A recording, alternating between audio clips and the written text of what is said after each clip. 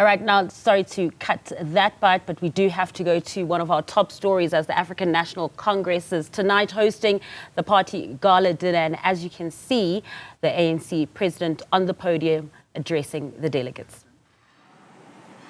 Gwede Samson Mantashe.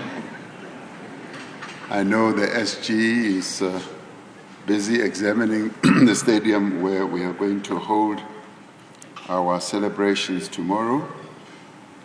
I'm sure the other officials are also busy with that, the two Deputy Secretary Generals and the Treasurer General, who's also just told us about this event and the work that is being done by the PBF, members of the National Executive Committee of the African National Congress, members of the Provincial Executive Committee, and thanking the chairperson of our Northwest Province, Comrade Nono Maloi, for the absolutely excellent arrangements that have been made by the province in the week leading up to the holding of our rally tomorrow, which he promises is going to be one of the best rallies that we will ever hold. Thank you, Comrade Nono, together with your Provincial Executive Committee. Leaders of the ANC Women's League, leaders of the ANC Youth League, and leaders of the Veterans League, and leaders of the MK Liberation War Veterans, leaders of the SACP and COSATU and SANCO, and veterans of our movement, Comrade Isitwala Andwe, Comrade Ben Fitla, and distinguished guests from both overseas, from various countries, but also especially those who come to visit us and to be part of these celebrations from liberation movements around our region here. Thank you for joining us for this gala dinner. And as the TG has said, this gala dinner is being held just the night before we hold our celebratory rally to celebrate the 114th anniversary of the birth of our glorious movement, the African National Congress. Your presence here bears testimony to the enduring affection and respect that the people of our country have for our movement.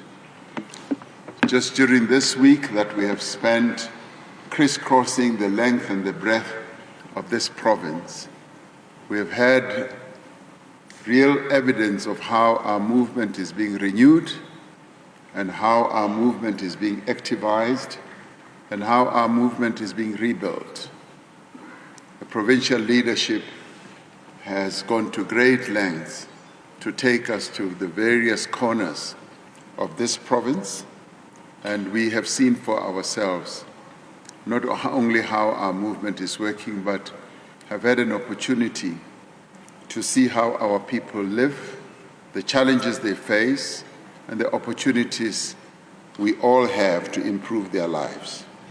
So we are really, truly humbled by your attendance this evening. I should say, having been attending many of these gala dinners, I see them getting better and better every year. And I also see the dress code that people wear getting better and better and really outstanding for both men and women. And it's amazing that men are now beginning to compete with women in terms of looking really, really smart. TG, I want us to take it to another level. I want us to demonstrate that our movement is not a movement of wearing T-shirts only. Because during the whole week, I've been wearing a black, green, and gold T-shirt. And in evenings like this, and going forward, I'd like to wear a black tie and really look smart. And I'd like to throw that challenge that next year when you make the invitation, you must write, Hori, the dress code is black tie, beautiful dresses. The ANC is not only about t-shirts, but the ANC is also about really looking smart, because our people themselves do look smart. So we are gathering here in the Northwest as we celebrate this 114th anniversary of the ANC. This is a phenomenal moment for the African National Congress. Phenomenal because I know of no organizations, political organizations, that have existed for 114 years. The only one I know is the African National Congress, globally. And I've looked on the African continent, there's not a single organization that has existed for 114 years. And globally, I have not heard of any that has been in existence for that long. And so we are in a very special place as the African National Congress, possibly the only one that holds and occupies that space. This part, yes, that's true. We can applaud to that. So we can be very pleased that our forebears, those who formed this organization, as they look back from their graves, can see that this organization that they formed on the 8th of January in 1912 continues to exist, and it continues to progress, to make all efforts to improve the lives of our people. We're pleased to be in this province, and this is a province that has played a key role in our struggle, and this part of our country has been home to many leaders of our people's struggle against colonialism and apartheid, from warrior kings, our queens, our chiefs, and to leaders of the ANC as well as leaders of the South African Communist Party, the trade union movement, and other democratic formations. From the 1960s onwards, the area that we now know as the Northwest Province became one of the gateways through which many leaders and activists utilized to leave the country not for fun, but to leave the country to flee, but also to leave the country to go and join the armed struggle, to be trained and to come back and fight for our freedom. They left for exile in Botswana, which is our immediate neighbor, Zambia and Tanzania, and the people of this province fought a courageous struggle against the repressive regime of the Bophuthatswana Bantustan. They were renowned for their resistance to apartheid, to civic action, and to worker mobilization, that Bantustan. Since the dawn of democracy, the Northwest has occupied an increasingly important position in our country's life, but more particularly in the political life of our country, but also in the economic life of South Africa. The province, as the TG was saying, has rich mineral resources and is a major producer of grain, cattle, and other high-value crops as well, other than minerals. Northwest is an attractive tourist destination, as we had, and has a vibrant cultural industry as well.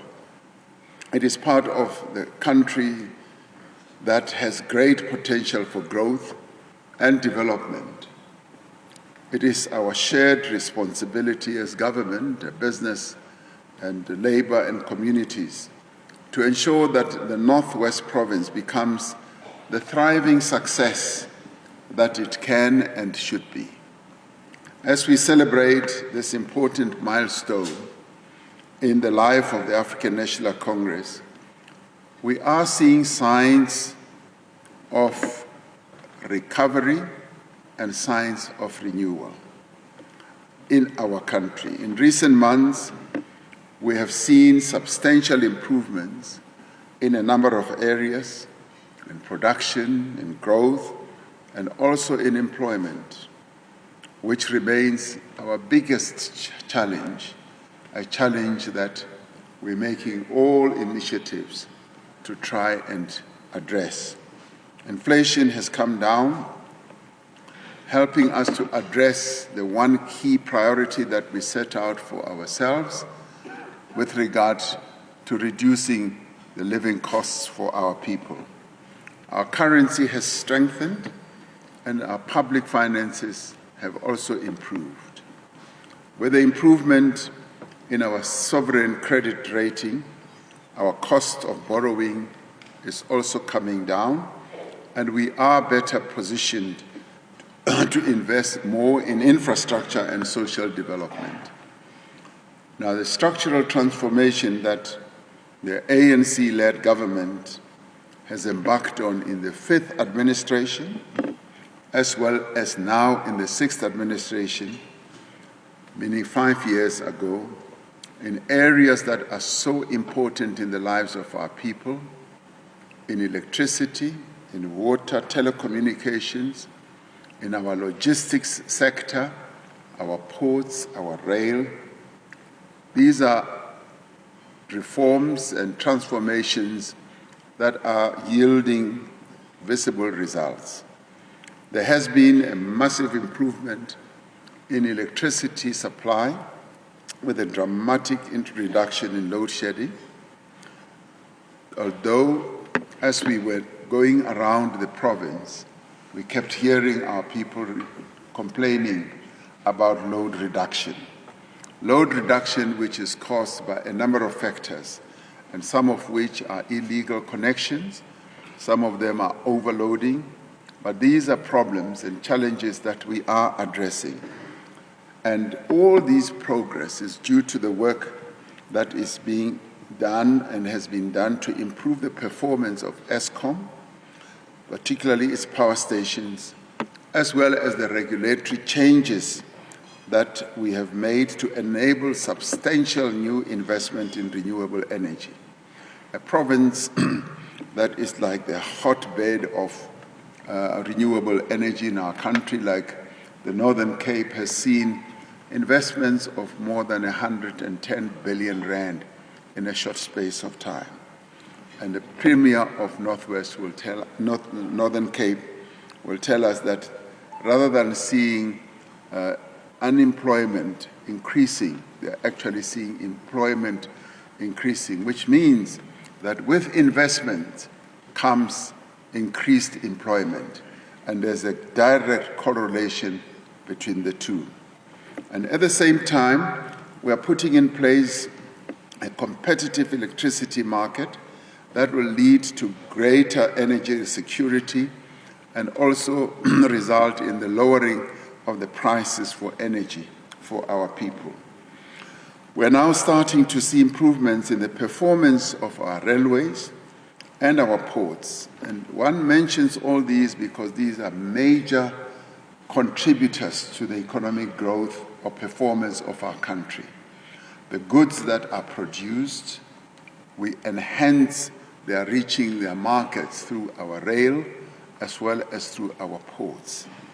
Freight volumes at our ports, including on our rail, are increasing, and the turnaround times at our ports are reducing on an ongoing basis. We have also enabled access to concessioned operators, those that we concession to operate certain rail lines. We have specialized rail lines, or corridors as we call them, for many of the products that we produce. It could be iron ore, it could be coal, it could be motor vehicles, it could be agricultural products and all that. We're concessioning, but one of the aims of doing so is to increase investment, to invite those who have money to invest so that our efficiencies as a country can go higher and higher. And it is through these strategic partnerships that we are developing a number of areas and arteries of our economy. Changes to our visa system has also made it easier to attract skills, investments, as well as tourists into our country.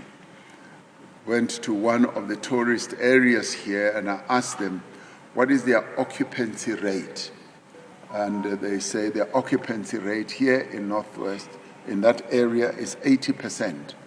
Now, 80% for any entity that is in the tourist industry is exceptionally good.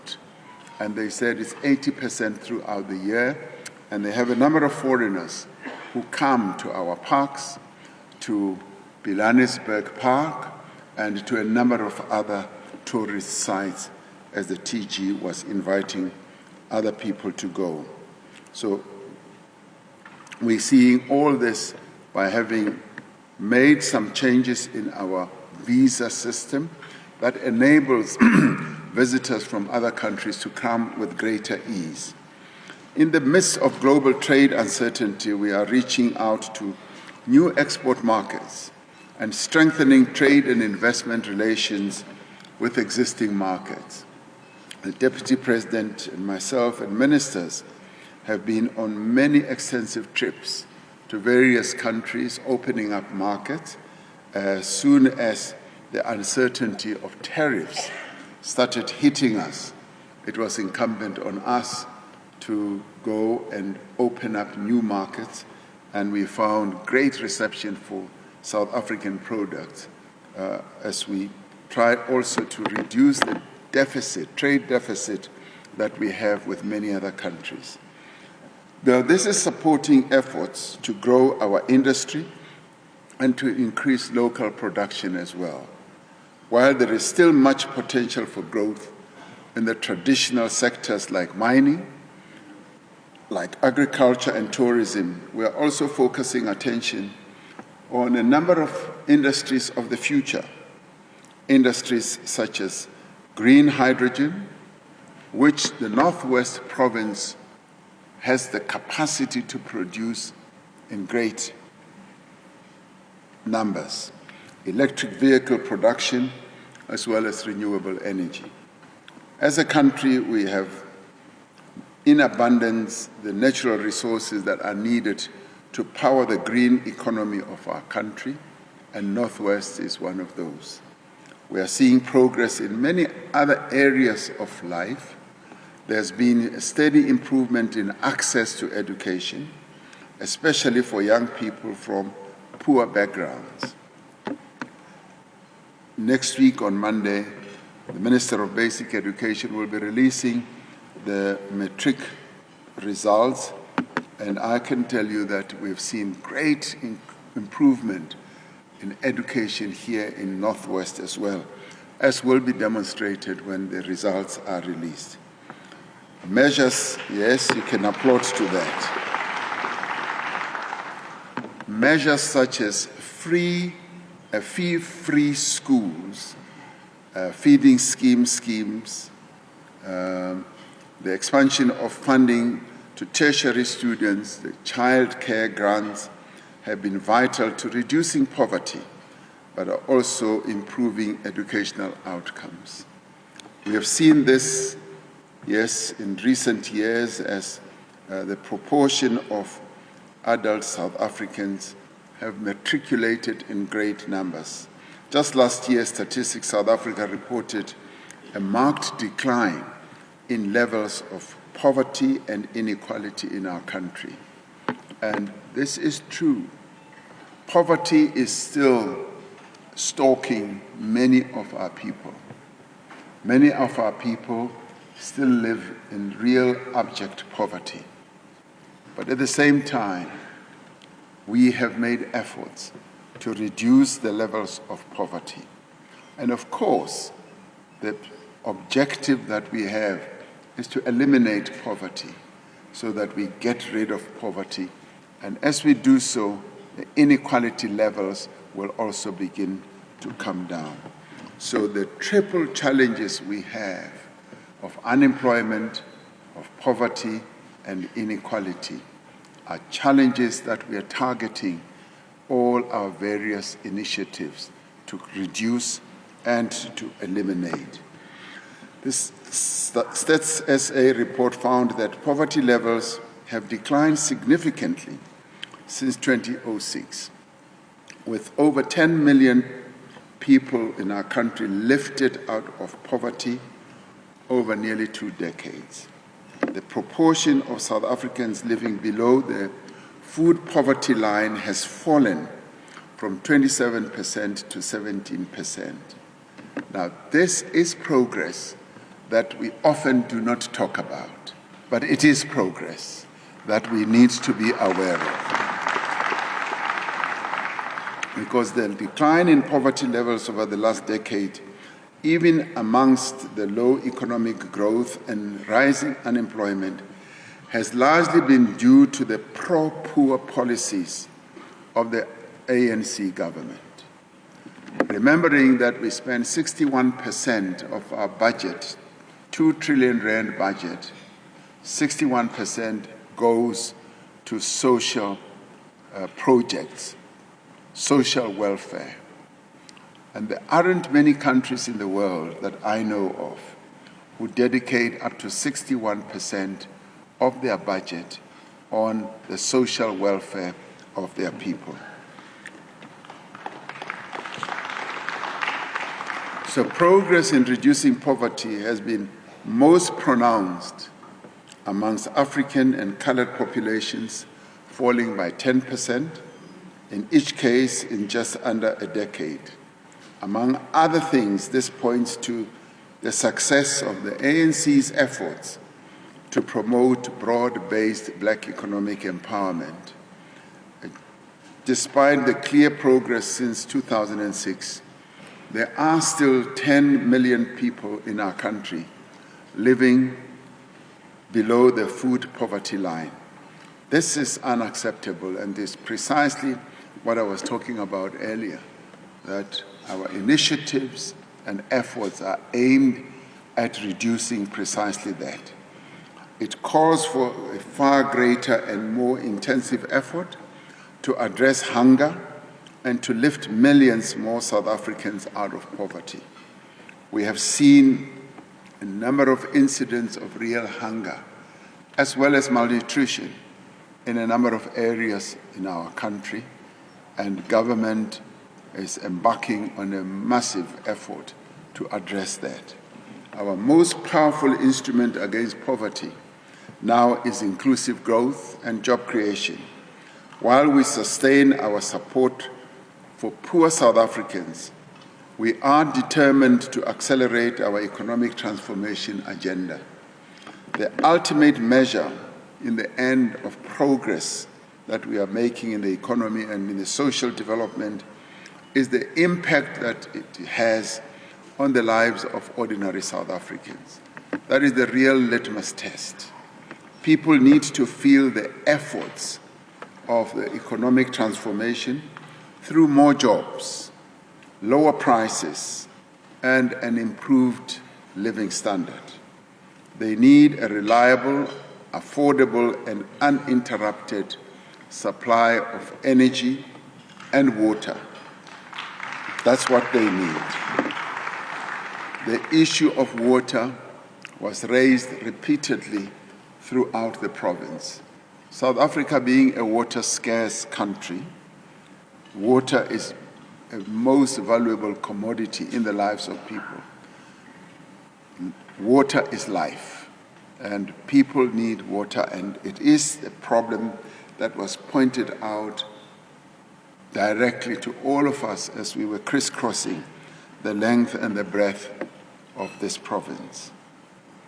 But we also got to hear stories of how a number of leaders, both at provincial, regional, and local level, are making efforts to address these problems.